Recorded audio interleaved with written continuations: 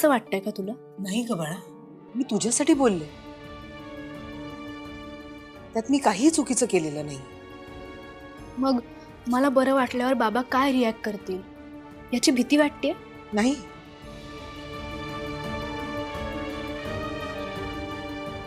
मी यांचा शब्द मोडला. चुकलं माझं.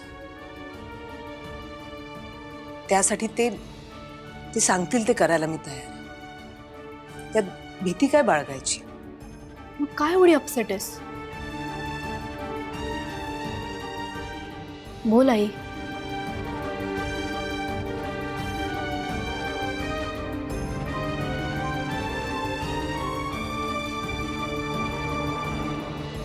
लग्नाच्या इतक्या वर्षांनी मी अविनाशची ओरडून बोलले, कठोर स्वरात बोलले मी त्यांच्याशी. चुकलं माझं. मी नाही बोलायला हवं होतं असं. पण हे असं बोलायची वेळ आली याचं दुःख वाटतंय मला.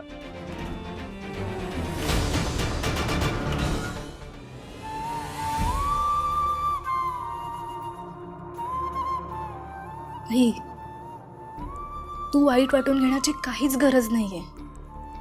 आजवर तू खूप सहन केलंस, कारण ते तुझ्या बाबतीत घडत होतं. आज माझ्यासाठी बोलायची वेळ आली तेव्हा इतक्या वर्षांचं साठलेलं बाहेर आलं, एवढंच. खरं सांगू पिऊ, तुला ताप आला होता तेव्हा जर कोणी तुला औषध आणून दिलं असतं ना, तर मी अविनाशच्या शब्दाबाहेर गेले नसते. पण माझं पोर तिकडे तापानी फणफणलं असताना एक आई म्हणून मी फक्त बघत राहायचं तुला. हे किती यातना देणार होतं ना, हे कुणालाच समजत नाहीये. ही तूच मला शिकवलंयस ना, एक आई तिच्या मुलांसाठी सगळ्या जगाशी भांडू शकते. हे पण तू बाबांची भांडली सुद्धा नाहीस. तू फक्त माझी बाजू ठामपणे मांडलीस, आणि ती मांडत असताना तुझा आवाज जरा वाढला, पण त्यात कुठेही बाबांना उलट बोलण्याचा किंवा त्यांच्यावर ओरडण्याचा तुझा हेतू नव्हता. हे जर बाबांनी शांतपणे विचार केला तर त्यांनाही समजेल.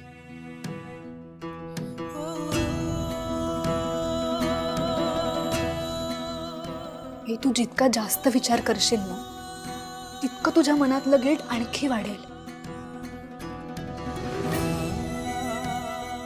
कधी कधी ना आपण समोरच्या व्यक्तीच्या बोलण्यात येतो, त्याच्या विचारांचं बोट धरून आपण आपल्या वागण्याचा हिशोब करतो, आणि मग ती व्यक्ती म्हणतेय म्हणून स्वतःला चुकीचं समजतो, स्वतःला दोष देतो. आणि कधी कधी त्या गिल्ट मधून आपल्याकडून न झालेल्या चुकीची शिक्षा पण भोगतो. नाही, पण हे चुकीचं आहे. तुमचं नातं जपण्यासाठी तू बाबांना सॉरी म्हणशील, मला माहिती आहे. पण ते करत असताना तू कुठेही चुकलेली नाहीयेस हे स्वतःला बजावत राहा, एवढंच मला म्हणायचं.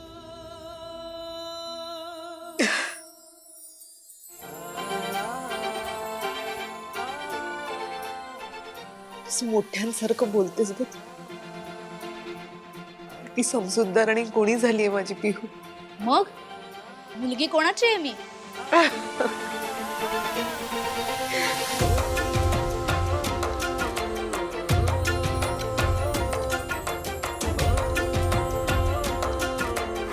पहिल्या पुरस्काराची मानकरी ठरलेली आहे आपली दुसरी सखी सौ अनुप्रिया अविनाश पाटकर, नालासोपारा ईस्ट. तुम्हा दोघींनाही मिळते आमच्या स्टुडिओला भेट देण्याची गोल्डन अपॉर्च्युनिटी.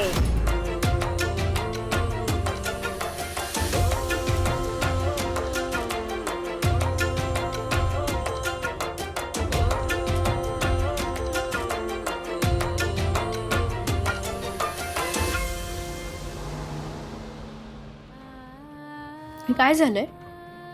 काय? काही नाही. आई, खरं सांग. तू काय पिहू, आता सांगितलं ना सगळं मी तुला. काही नाहीये. आई, तुला खोटं बोलता येत नाही. तू माझ्यापासून आणखी काहीतरी लपवतोस. नाही, ती खिचडी चांगली झाली आहे की नाही याचा विचार करत होते मी, बाकी काही नाही. आई, तुझ्या मनाचे सगळे खेळ आहेत पिहू, काही नाही झालंय. म्हणजे तू सांगणार नाहीयेस तर? तुला माझी शपथ आहे. पिहू काय ग तू? बरं आता तू शपथ घातली आहेस तर सांगते. ती रेडिओची स्पर्धा झाली होती, त्यात मी जिंकले. काय सांगतेस आई? म्हणजे तुला परत पैठणी मिळणार? नाही, पैठणी नाही, यावेळचं बक्षीस त्याच्यापेक्षाही जास्त मानाचं आहे. त्यांच्या स्टुडिओमध्ये मला आरजे मधुश्रीला भेटण्याची संधी मिळणार आहे. वा, आई खरंच? हा गोल्डन चान्स आहे हा. मधुश्री तुझी आयडॉल आहे ना? तुला कधीपासून तिला भेटायचं होतं, त्यांच्या स्टुडिओमध्ये जायचं होतं. आई, तू ही आनंदाची बातमी मला सांगणार नव्हतीस? ए, सांगितली ना मी आता. पण पिहू, कितीही मोठा गोल्डन चान्स असला ना तरी मी नाही जाणार. का? का म्हणजे काय? माझ्या बाळाला बरं नाहीये आणि मी काय तिकडे जाऊ? नाही, मी नाही जाणार. आई, मला बरं वाटतंय आणि तुला आत्ता जायचं नाहीये ना, तर मी चांगली ठणठणीत होईल. पण तू जा. पिहू, अशा संधी पुन्हा पुन्हा येते, पण आता मी तुला सोडून कुठेही जाणार नाही. नाही आई, तू जाणार आहेस म्हणजे जाणार आहेस. आई, मी आत्याला सांगते, 2 तास कन्सेशन घेऊन लवकर घरी येईल ती. तिला जमणार असेल तर जाशील ना? ए नाही ग पिहू, म्हणजे माझ्यासाठी मी त्यांना नाही त्रास देणार. आई, तू नाही गेलीस ना तर तिला जास्त वाईट वाटेल. मी आत्याला विचारते, ती नाही म्हणणार नाही. पण तू काही झालं तरी जायचंयस. तुझं एकतरी स्वप्न पूर्ण होऊ दे. बरं बघू.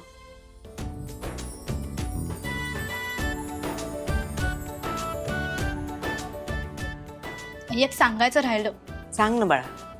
तू आनंदाने घास भरवल्यामुळे आत्ताच्या खिचडीच्या घासाला जास्त चव आली. चल.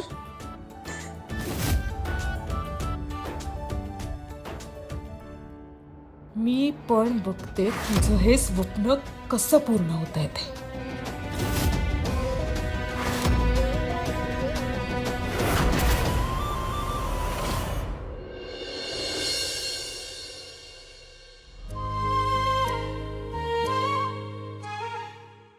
पिहू म्हणाली ते बरोबरच आहे. मधुश्रीला भेटण्याचं माझं जुनं स्वप्न आहे. किती वर्ष मी मधुश्रीचा फक्त आवाज ऐकते. आता तिला प्रत्यक्ष भेटायची संधी मिळते. तिच्याशी बोलायला मिळणार. तिला भेटल्यावर मला तिचे आभार मानायचे. जेव्हा जेव्हा मी दुःखी होते, अस्वस्थ असते, मधुश्रीचे शब्द मला धीर देत आलेत.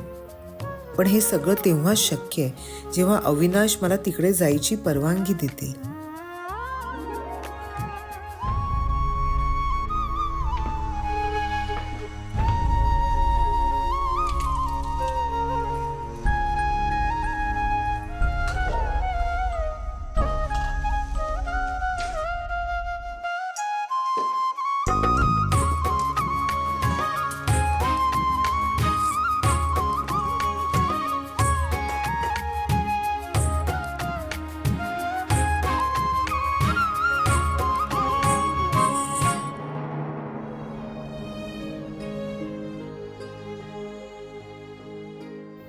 अविनाशचे ते मित्र श्रीकांत भाऊजी, ते त्यांच्या बायकोला किती स्वातंत्र्य देतात.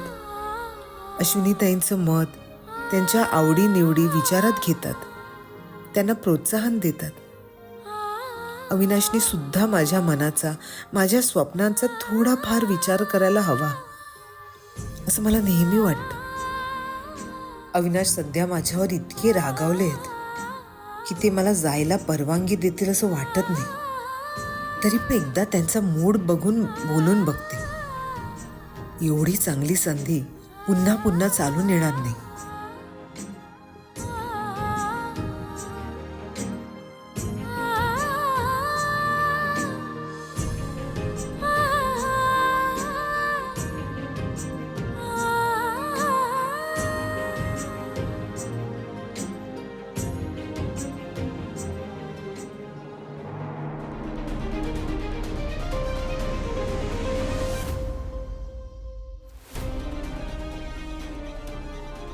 अहो हम्म, अहो आहोच्या पुढे जरा बोला काहीतरी.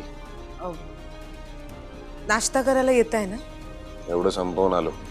लवकर या, उशीर करू नका. हम्म.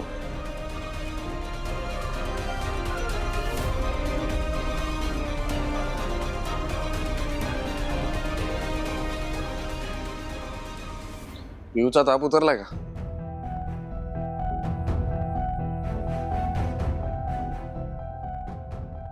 पिहूचा ताप गेला का? हो, काल संध्याकाळपासून ताप नाही येतील. तिला सांग जो काही कोर्स दिलाय डॉक्टरांनी तो कम्प्लीट कर म्हणा. हो.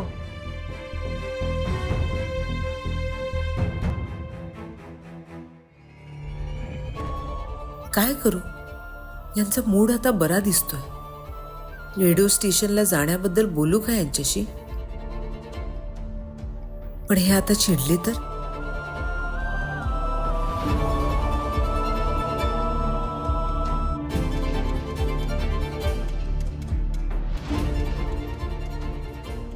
त्याची खांबासारखी उभी काय असतेस ग मध्ये मध्ये?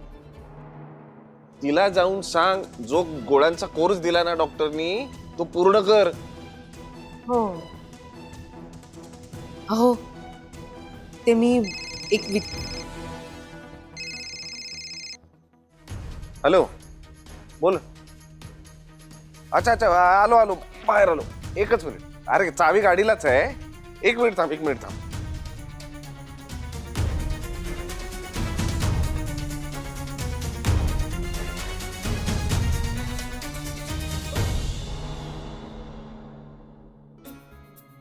पिहू, औषधं घेतलीस का तू, की अभ्यासच करत बसली होतीस? विसरले. काय गरज आहे आणि बरं वाटतंय मला. हा, बरं वाटतंय काय? कोर्स कम्प्लीट करायचा असतो औषधांचा, आणि कुठलीही गोष्ट ना अशी अर्धवट सोडायची नसते. कुठलीच गोष्ट नाही. नाही, आपली स्वप्न पण नाही ना. ती तर नक्कीच पूर्ण करायची असते. मग तू तुझं स्वप्न का नाही पूर्ण करतेस? आरजे मधुश्रीला भेटणं तुझं स्वप्न आहे ना?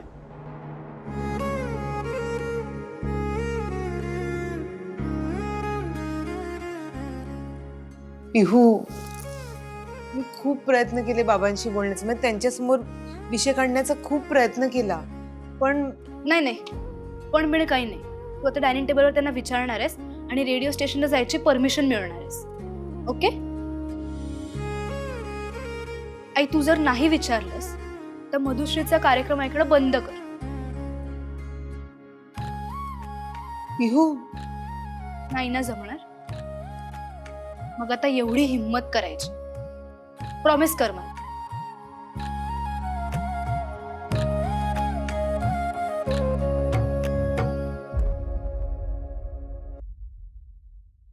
प्रॉमिस.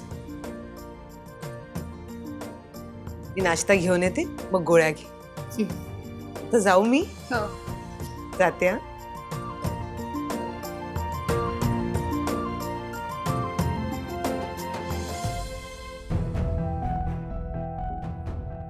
आई, मला तुझं स्वप्न पूर्ण झालेलं बघायचंय.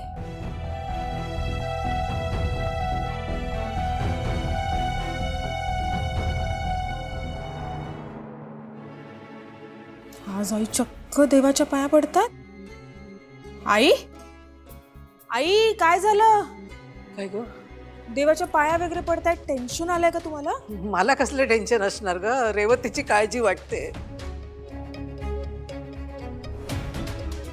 काय केलं तिने? काही केलं नाही ग तिनं.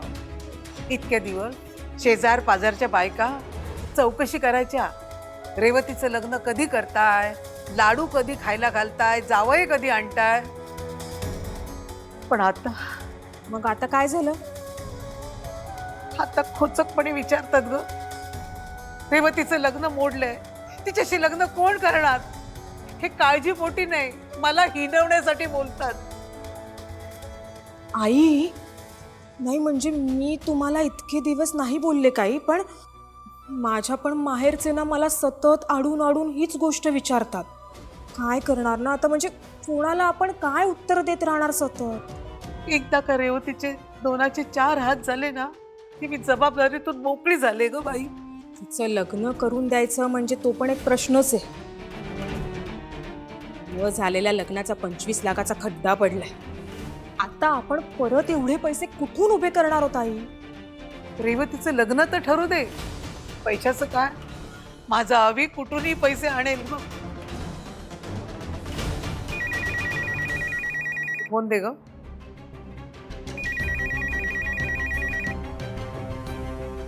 हॅलो, हा, मी दुर्गा पाटकर बोलते. काय वधूवर सूचक मंडळातून बोलताय? हो हो, नाव नोंदवलं होतं. शोधतोय आम्ही, मुलगा शोधतोय. काय स्थळ आहे? बरं बरं बरं, त्याची माहिती पाठवून द्या, मी मुलीशी बोलते. अच्छा अच्छा, ठीक आहे ठीक आहे ठीक आहे. वधूवर सूचक मंडळातून फोन होता का? हो ग, आता आपण तोच विषय बोलत होतो. आणि योगायोग कसा? अगं माझी ती मैत्रीण आहे ना प्रधान, तिने आपल्या रेवतीसाठी छानपैकी स्थळ आणलंय. अगदी तिच्या अटीत नियमात बसणारा मुलगा. 2-4 दिवसात बघण्याचा कार्यक्रम करू असे मुलाकडचे लोक म्हणतायत. त्यांच्या स्टुडिओमध्ये मला आरजे मधुश्रीला भेटण्याची संधी मिळणार आहे. मी काय म्हणते आई, काय ग? 2-4 दिवसात कशाला? उद्याच बोलवा ना त्यांना. उद्या? का ग? आई ते म्हणतात ना, कल करे सो आज कर, आज करे सो अब. नाही शक्य असतं ना तर मी म्हटलं असतं आजच बोलून घ्या. फारच घाई होईल ना. त्यात त्या रेवतीचं पहिलं लग्न मोडलंय. काय?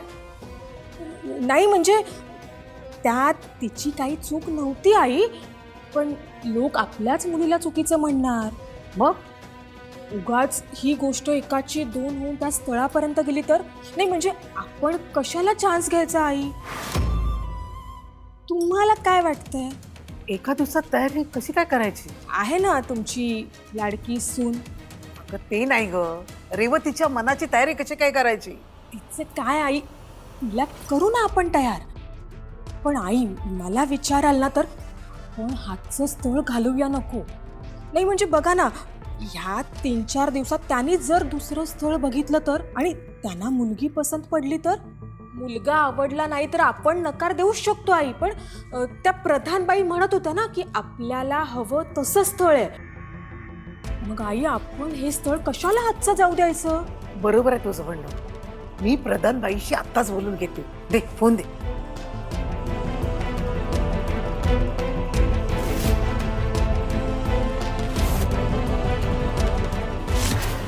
अनुबाई, रेडिओ स्टेशनला जाण्याचं तुमचं स्वप्न हवेतच विरणार आता. तुला उद्या आदर्श सुनेचा रोल निभवावा लागणार. हे काय, रेवती कुठे आहे? पिहू पण नाहीये. पिऊचं राहू दे रे, मला रेवतीबद्दल तुम्हा दोघांबरोबर बोलायचंय. कौस्तुभचं हे प्रकरण झाल्यापासून रेवती खूप उदास असते रे. शांत झोपत पण नाही. अंथरुणात पडली ना कसला तरी विचार करत असते. मला खूप काळजी वाटते रे तिची. काळजी तर मलाही वाटते तिची. कशाला काळजी करताय? नाही म्हणजे आपण रेवतीसाठी एक चांगला मुलगा शोधूया, तिचं छान लग्न लावून देऊ. मग एकदा का ती संसारात रमली ना की त्या कौस्तुभ प्रकरणाचं सहज विसरून जाईल ती. इतकं सोपं नाहीये सीमा. आपल्याला खूप काळजीपूर्वक शोधावं लागणार आहे दुसरं स्थळ हवी. आणि पुन्हा आपली अशी फसवणूक व्हायला नको. तो रे, तो कौस्तुभ एक नंबरचा बदमाश निघाला. रेवतीच्या भावनांची खेळलाच तो. 25 लाख रुपये घेऊन पळून गेला. पोलिसांना सुद्धा गुंगारा देतो. म्हणून मी आता माझ्या माहितीतलं एक स्थळ बघितलं रेवतीसाठी. काय? हो, शुभमंगल वधूवर सूचक मंडळाच्या त्या प्रधानबाई आहेत ना, अरे ती माझी मैत्रीण आहे. तिनंच एक चांगला मुलगा सुचवलाय. हो का आई? हा, त्यांनी सुचवलं ना, मग मुलगा चांगलाच असणार. डॉक्टर आहे तो, एकुलता एक आहे. आई वडील आणि तो तिघेच राहतात आणि बँड्राला मोठं घर आहे त्यांचं. बँड्राचाच आहे का आपण? अरे बापरे.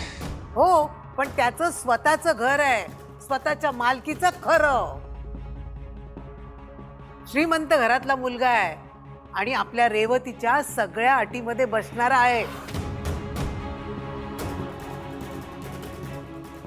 आई, पण रेवती अजून मागच्या धक्क्यातनं सावरली नाहीये. तुम्ही आता जर दुसरं स्थळ बघायला लागलात तर त्या बिथरतील.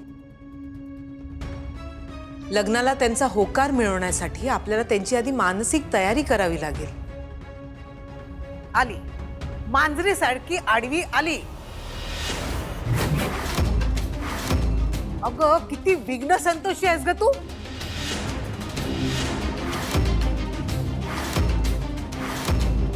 आई हो, मी काय केलं? जे आहे तेच सांगितलं ना. अगं रेवती पहिल्या धक्क्यातून सावरायला हवी म्हणूनच तिचं लग्न ठरवते ना मी. पण तुला रेवतीचं लग्नच व्हायला नको आहे. तू तिच्याशी गोडगोड बोलतेस पण मनातून तिच्यावर जळतेस.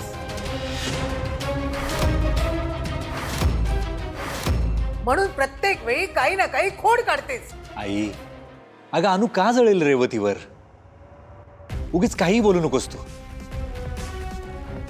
का नको बोलू? तिला मध्ये मध्ये बोलायची काय गरज आहे? आई हो, मी रेवतीला गप्प बस. मी तुझं मत विचारलेलं नाहीये. आणि तुझ्या मताला या घरात काहीही किंमत नाही हे लक्षात ठेव. तुला मध्ये काही बोलायची गरज आहे का सीमा? कुणी बोलायचं नाही. मी बोलते ते ऐका. राजन, अवी, उद्या त्या मुलाकडच्या लोकांना मी 4 वाजता बोलवलंय.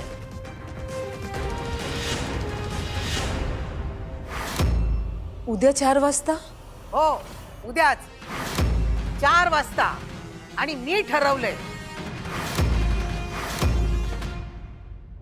आई, आपण त्यांना परवा बोलूया का? का? नाही म्हणजे तयारी करावी लागेल, रेवतीशी बोलावं लागेल. त्या तयार आहेत का हे त्यांना विचारावं लागेल ना. ते होईल ग. आता आईनी त्यांना उद्या या असं सांगितलंय ना, मग आता काय फोन करून त्यांना सांगायचं की नका येऊ बाबांनो? बरं दिसतं का ते? आणि हो, ते कौस्तुभ प्रकरण बाहेरून त्यांना कळण्याच्या आत हा कार्यक्रम होऊन जायला हवा. आई, पण त्या लोकांना त्याच्याबद्दल सांगावं लागेलच ना. नाही म्हणजे समजा जर लग्न ठरलं आणि बाहेरून त्यांना चुकीच्या पद्धतीने कळलं तर त्यांना वाटेल की आपण त्यांना फसवलंय. नवं नातं हे फसवणुकीच्या पायावर उभं राहायला नको. तुला एकदा सांगितलं ना, मध्ये मध्ये बोलू नकोस. रेवतीच्या लग्नाचा निर्णय मी आणि माझी दोन्ही मुलं घेऊ.